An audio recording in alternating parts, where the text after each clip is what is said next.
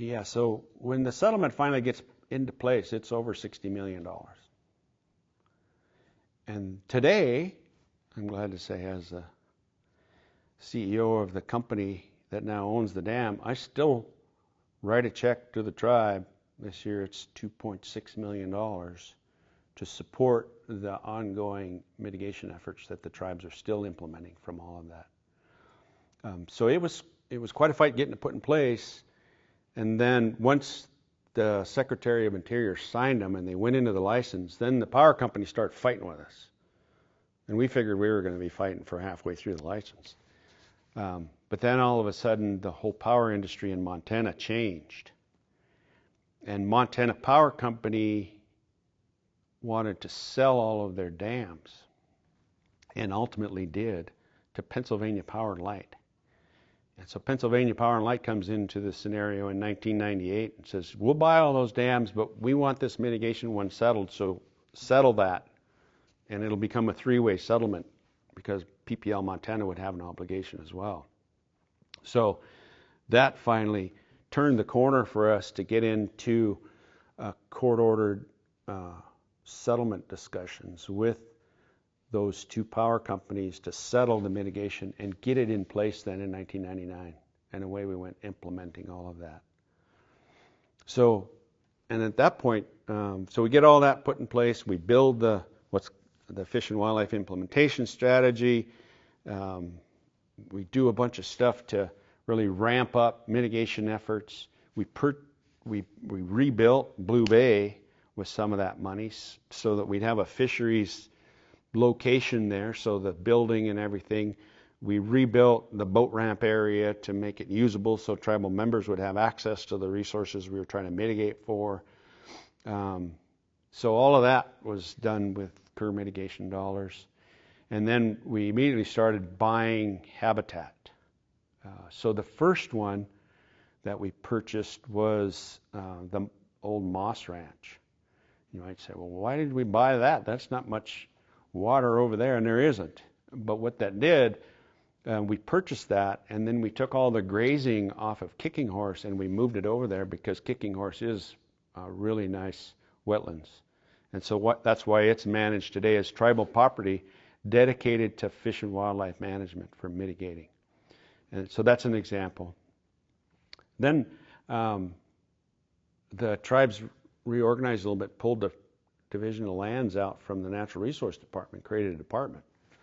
And so I went there as the Director of Lands for 3 years because I wanted to make sure we had the Kerr mitigation, and at the same time the ARCO mitigation came at us, and we got both of those at the same time. And so there was $30 million that needed to be spent in 5 years to get properties to mitigate for those damages. So I took the job as the department head for lands and really shepherded the spending of that $30 million to buy 30,000 acres on the reservation for fish and wildlife. And it included mitigation for the lake, and it included mitigation for ARCO damages on the Clark Fork. And so got all that done. And then in 2005, after all that was accomplished, I thought, I really want to get back to hydro, doing some hydro work. And so I took a job in Portland, Oregon. And the title of the job was Executive Director of the Columbia Basin Fish and Wildlife Authority, which we were a member of as CSKT. And so I was the tribal representative on that for my entire career as the Fish and Wildlife Manager. So almost a little more than 10 years. So, and of course understood fish and wildlife mitigation from a hydro perspective quite well. That organization was established by the fish and wildlife managing authorities in the Columbia Basin. So all the tribes, all the state agencies, and all the federal agencies that have responsibility for managing fish and wildlife got together and formed this entity to coordinate mitigation for the entire federal power system in the Columbia. And that was all pursuant to the 1980 passed Northwest Power Act, where it said that Bonneville Power Administration needed to pay mitigation. And the tribes in the states needed to tell them what that mitigation was going to be and then implement it. And so there was this tremendous need for coordination. So they established it.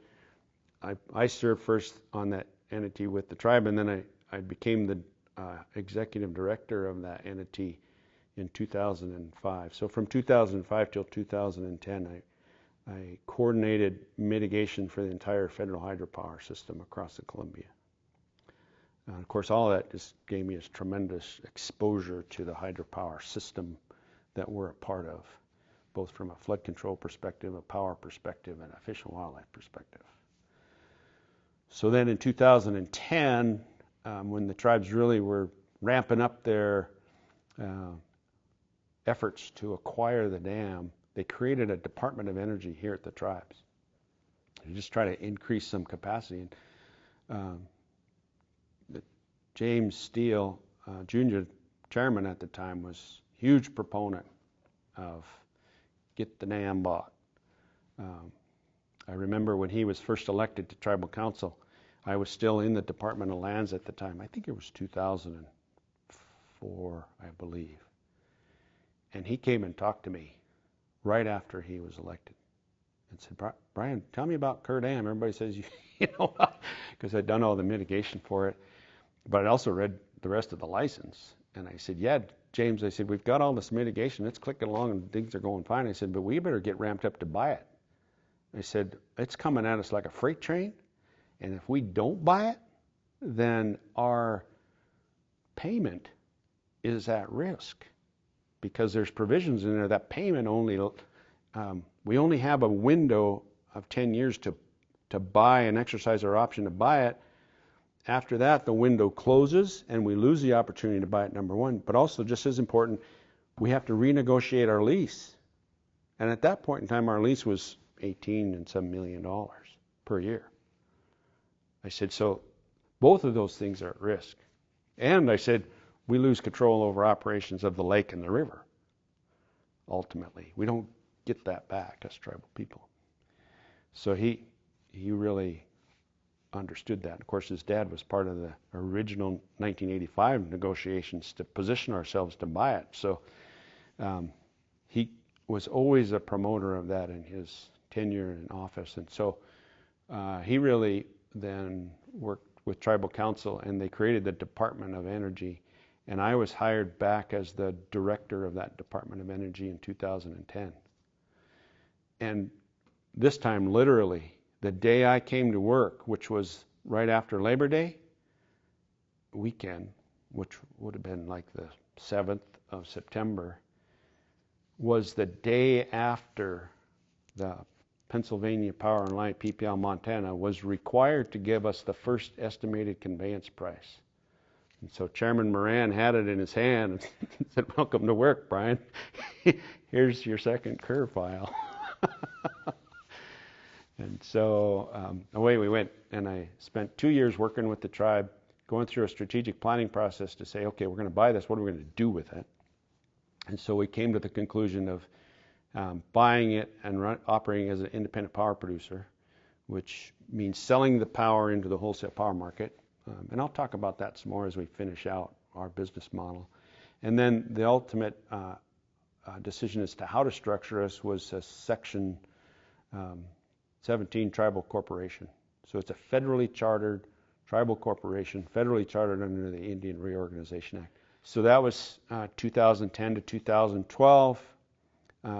PPL Montana, as an independent power producer, said, you know what, Montana Power Company negotiated a deal, but we don't think that's the deal. We're going to give you a different deal. And so their first estimated conveyance price was $56 million. I'd have to go back and look at the exact number. And immediately we said, we don't agree with that. Because the negotiations in 1985 had some interesting flavor to them. But I'll circle back to that. So anyway, we end up in a big, long arbitration process, which was also negotiated in 1985 for purchase price. Ultimately, we won. And the arbitration panel agreed with us on the price.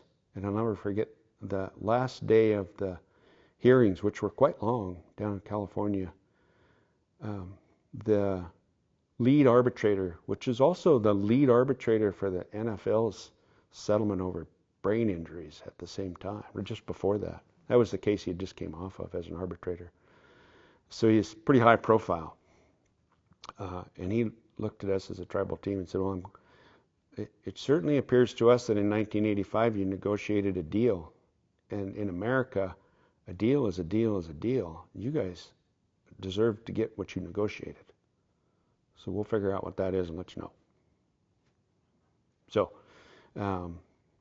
and the turning point of all of that was the 1985 negotiation, which you look at all of this, and a lot of us asked the question in 2010 and 11, why did Montana Power Company agree to sell us the dam in 1985 for original cost of construction less depreciation?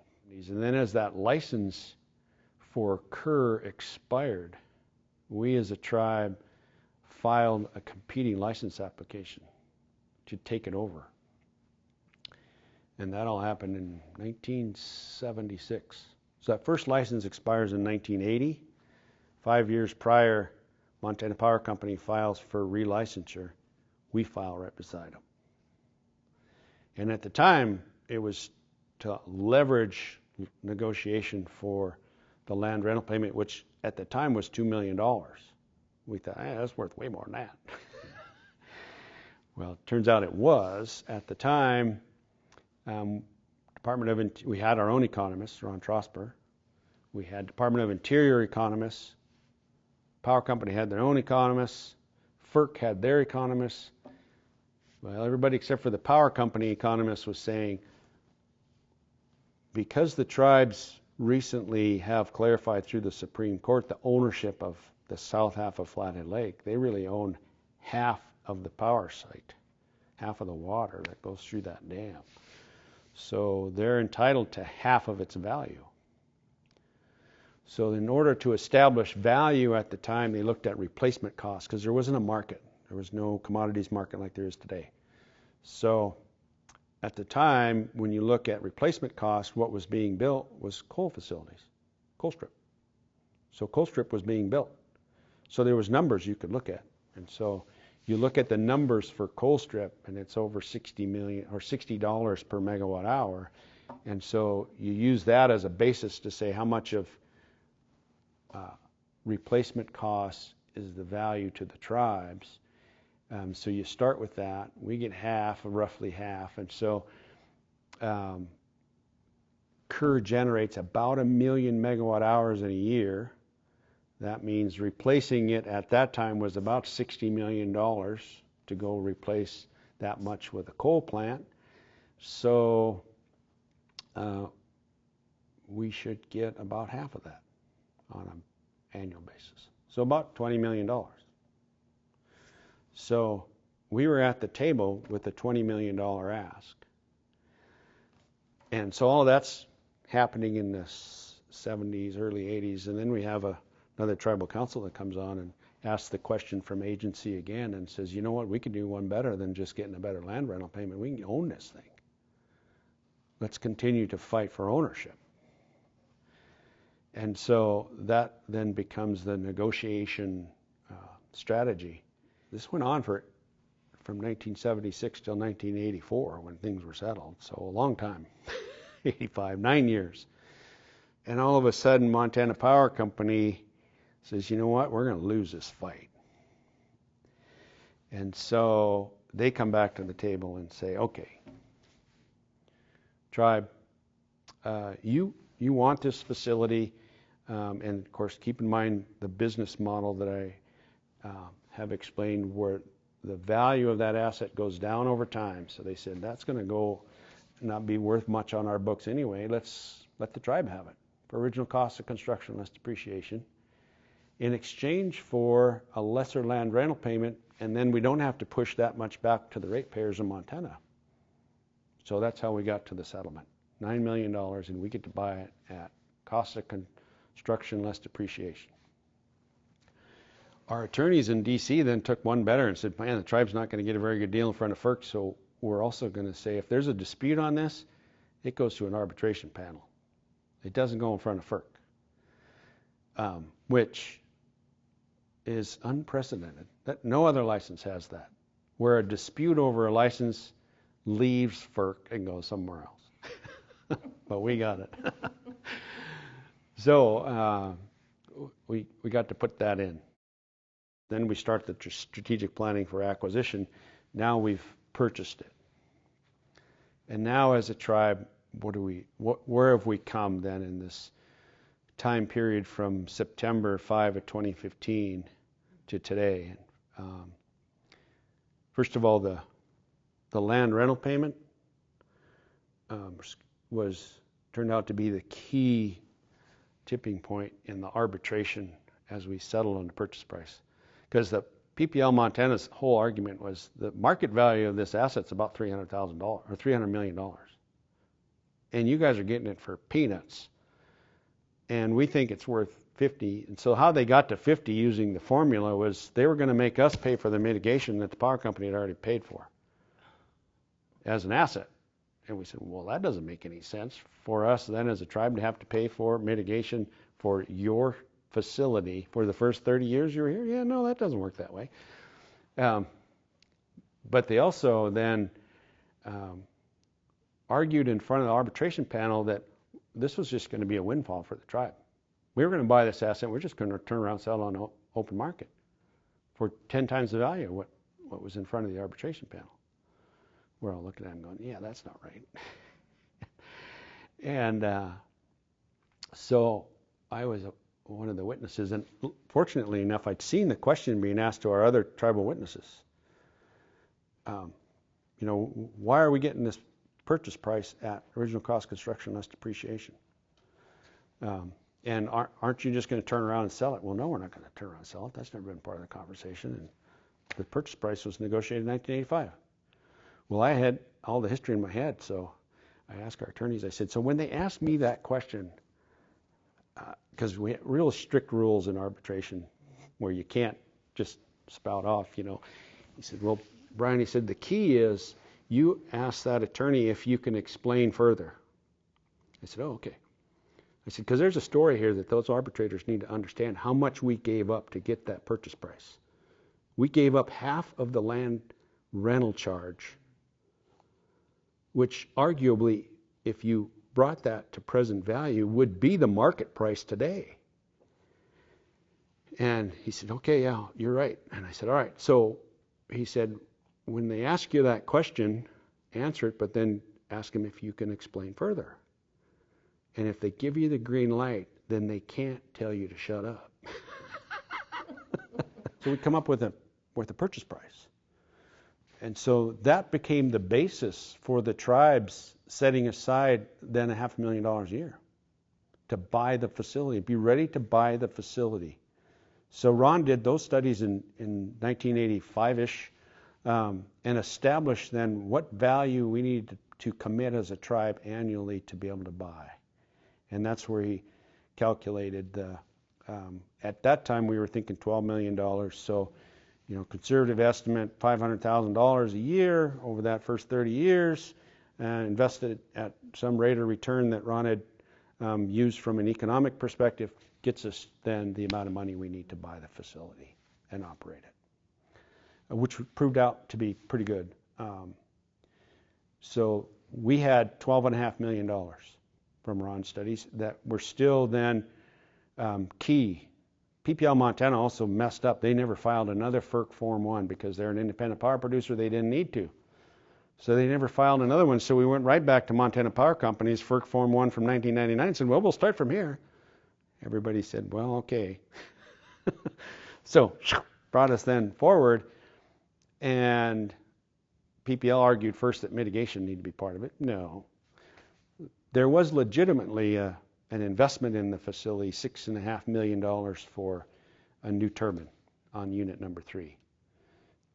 So that creates 20 plus more megawatts of electricity generated at that one unit compared to the other two, and increase the capacity of the dam. So they made that investment, So we legitimately said, okay, yeah, but we'll give you that. That gets us to 18.5, and that's ultimately what we paid for it, about 18, some change.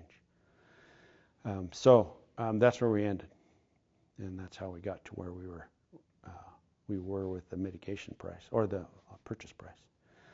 So we finally get all of that done in March of 2014.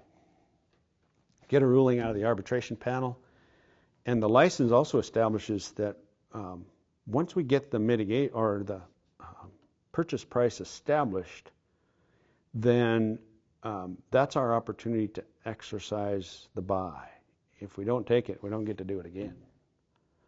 So in March of 2014, we were faced with this decision: take this price today, or have another fight about it later. And we just succeeded. So absolutely, the decision was unanimous. Yes, put the gas on.